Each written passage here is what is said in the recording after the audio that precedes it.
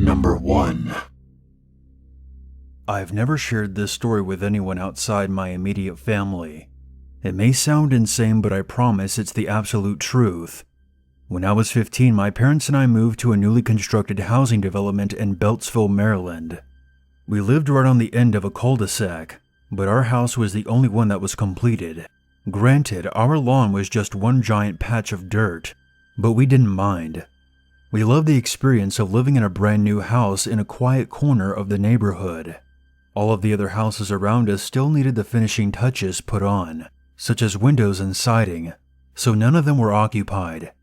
During the day, there were contractors all over the other properties hard at work, but at night, it was nice and quiet, and my parents and I would take long walks around the area and sneak peeks at the inside of the other empty houses. About a week after we moved in, I woke up at around 2 a.m. from an awful pain in my foot that turned out to be an ingrowing toenail. But I didn't know that at the time. I limped downstairs trying to find my Game Boy because I figured if I was going to stay awake and miserable, I might as well play some Pokemon Blue to make the time pass. I didn't turn on any lights on my way downstairs, and I found the Game Boy on the coffee table by the light of the street lamps outside. I walked back past the front door to head back upstairs when I noticed something out of the corner of my eye and paused. Next to our front door, we had a long window that gave us a perfect view of our porch outside and the driveway beyond. My mom had intended to put up a curtain, but hadn't got around to it yet. I stopped in my tracks and turned to look outside, and after squinting for a few seconds, my heart began to hammer inside my chest, and I'm sure my eyes went as big as stop signs. In the dark, it was hard to tell for sure. The only light I had to judge by was the street lamp at the end of the driveway, but there looked to be a figure of a man standing with his back to me, literally just off our porch, as if he had just stepped off of it. He seemed to be staring in the direction of the empty house across the street. That was scary enough, but what terrified me even more was how dead still he was standing. He wasn't even shifting his weight or fidgeting in any way I could make out. I blinked hard and tried to tell myself I was just seeing things, that it was a shadow or just my imagination. But when I opened my eyes again, I realized I wasn't crazy. The figure was definitely there. I should have cautiously made my way back upstairs and woke up my parents, but instead I did something very stupid. I'm not sure why I did it. I guess some part of me just wanted to try to make out if he was breathing, and I moved closer to the window and practically pressed my face to the glass. That's when the figure either heard me or felt my eyes on him, and his head spun around to face me, not his upper body, just his head jerking around to look over his shoulder, almost like an animal. In that moment, I saw 2 pale pinpricks of light staring directly back at me, and I just knew they were his eyes. I launched myself back from the window and screamed for my parents. I practically flew up the stairs and started wailing that there was a man on the front porch. My parents don't believe in guns, so when my dad saw the terror on my face, he grabbed the closest heavy object within reach, which happened to be a metal tubing attachment from the vacuum cleaner. He then made his way down the stairs. As I threw myself into my mom's arms, I heard my dad cursing and hollering. Then there was a moment of silence. We heard my dad drop the pipe, and when he called upstairs to my mom, his voice was terrified and desperate. "Call the cops! Do it now!"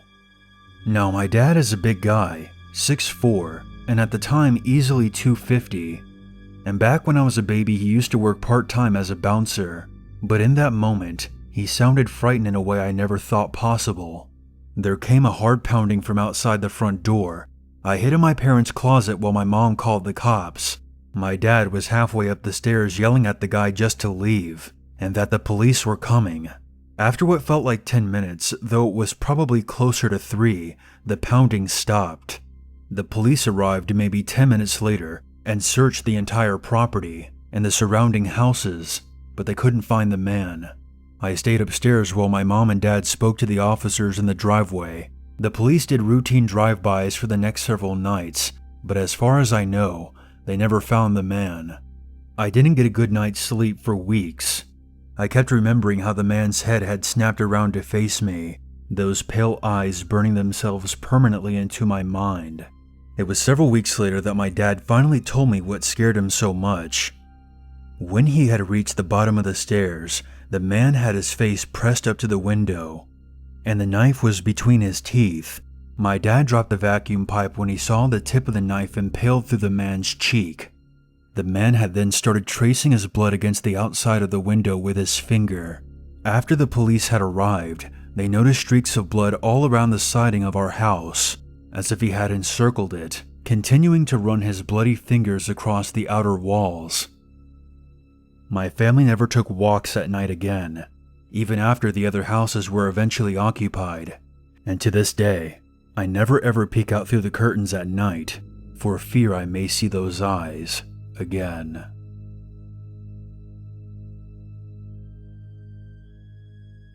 Number 2. My name is Stephanie. I'm 18, but this happened in the summer of 2014. One night my friends and I decided to go to the park that was by our apartment building, just to drink and be rebellious teenagers. We were all having a good time drinking and smoking marijuana when one of our friends suggested that we should go skinny dipping. It sounded like fun. As everyone was getting undressed, I happened to notice this putrid smell coming from the bushes by the water. I brought it up to my friends, and before long, we were all searching for where the stench was coming from. After a few minutes, we found this large old green suitcase sticking out of the water among the weeds. It was locked with one of those 3-digit code mechanisms. We all freaked out and got dressed and headed back to our apartments. I volunteered to make an anonymous call to the cops, since we were all underage and drinking. None of us wanted to wait down by the lake for them to show up. I watched from my bedroom window as, in the distance, what was only at first a few cop cars down by the lake steadily grew until there were more than 10. The next day on the news, they reported on finding a mutilated body of a young woman stuffed into the suitcase. I immediately felt sick. The crazy thing was that about 2 weeks prior, I thought I heard a woman screaming down by the park, and I had my parents call the cops, but they never found anything. My friends and I never go down to the park after dark anymore. All I can think about when I look at that lake is the horrific rotting meat smell that led us to the suitcase, and the horrible sensation I felt when I poked at it with a stick. I'm probably just imagining it, but at the time, I seemed to remember hearing a moan coming from within. Number 3. My story takes place in Lancaster, California back in 2007. I was 18 at the time and a senior in high school. I had picked up a job as a sign waver. You know, those people who stand outside on street corners waving promotional signs for businesses. Yeah, it sucks about as much as you think it does, but as a high school student it paid fairly well. By the way, please stop throwing things at us from your cars while we're waving our signs. It's just not cool. The job is demeaning enough without having fast food launched at our heads. Anyway, I had been standing on my corner for about 2 hours swinging my sign around and waving at passing drivers, when I noticed this bald guy sitting across the street from me on a bench looking my way. I waved to him more or less just to keep my rhythm going, and he immediately gave me the finger. It wasn't just a casual flip-off either.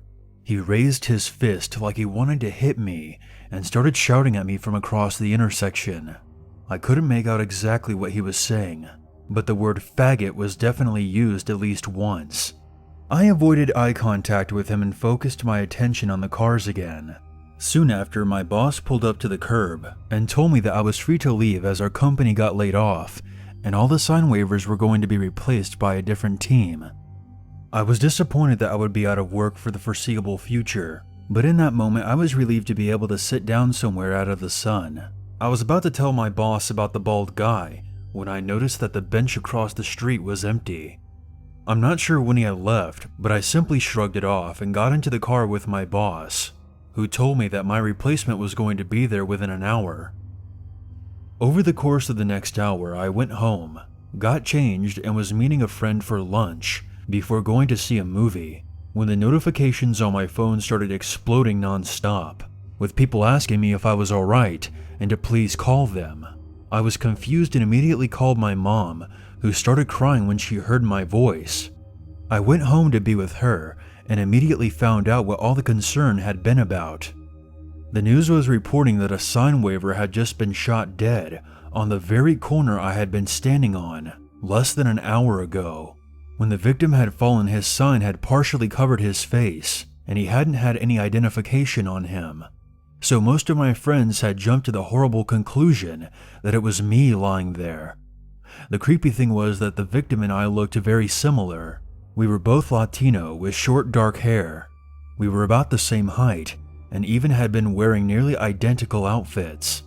I was eventually interviewed by the police, and I mentioned the bald man who had been shouting angrily at me from across the street. But to the best of my knowledge, they concluded that the shooting was gang-related. Either way, the situation shook me, and I didn't feel safe or relaxed for a long while afterwards. I felt terrible that the other guy died, but at the same time, had my boss not come and picked me up when he did, who knows if it would have been me who was shot and killed. I have a wife and child now, and sometimes when I look at them, I think about how different everything could have been.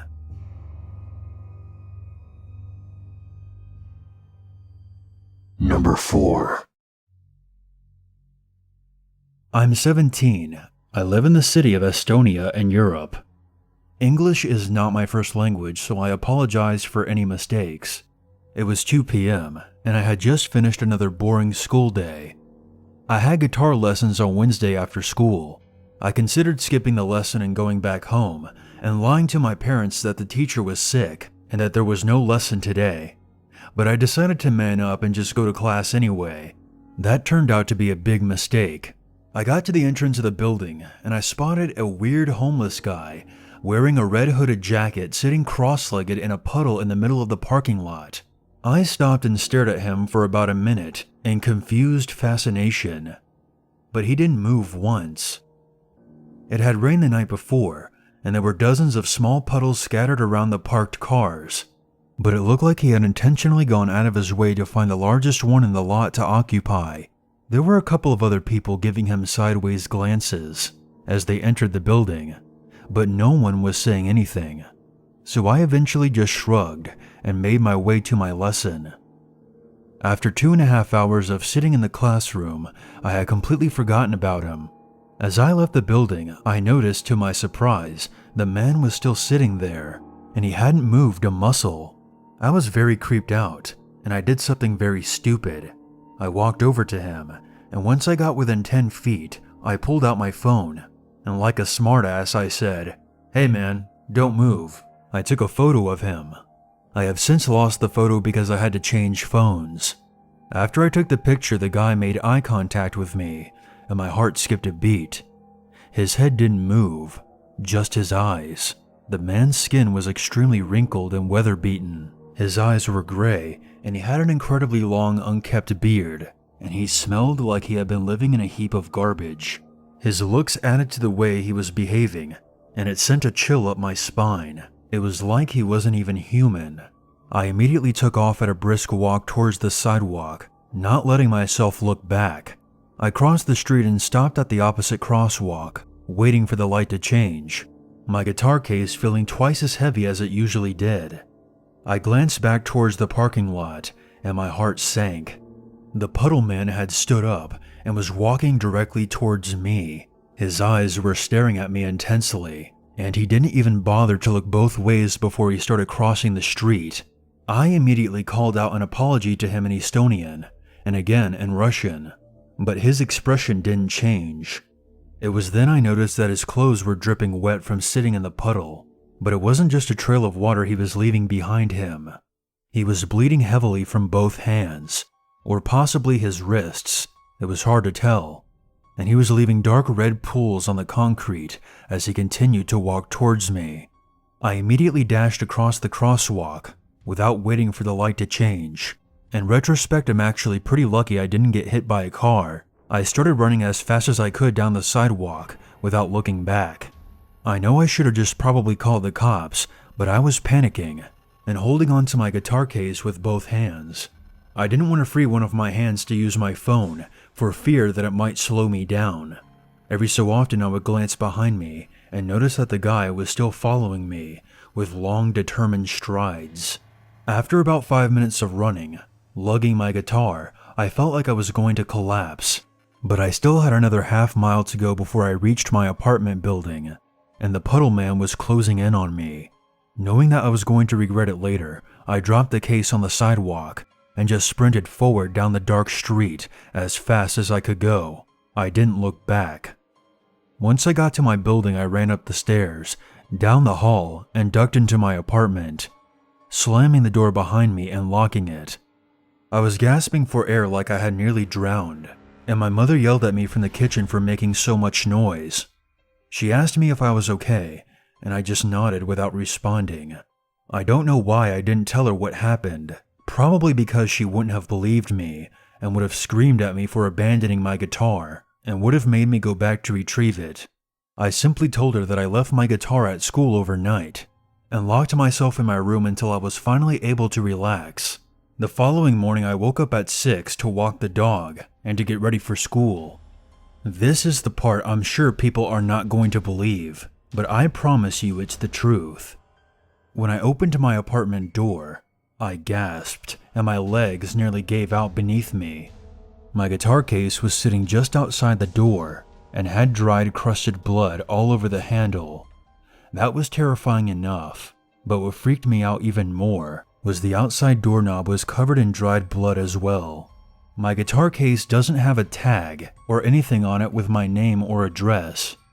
I have absolutely no idea how he found out where I lived. I immediately washed the blood off the knob and the handle, and I never told anyone, not the school, not the police, and definitely not my parents. I stopped going to my guitar lessons after that. I haven't seen the puddle man since, but sometimes I lie awake at night in fear, knowing that he knows where I live and that he's already tried to get in once. Thank God I locked the door that night.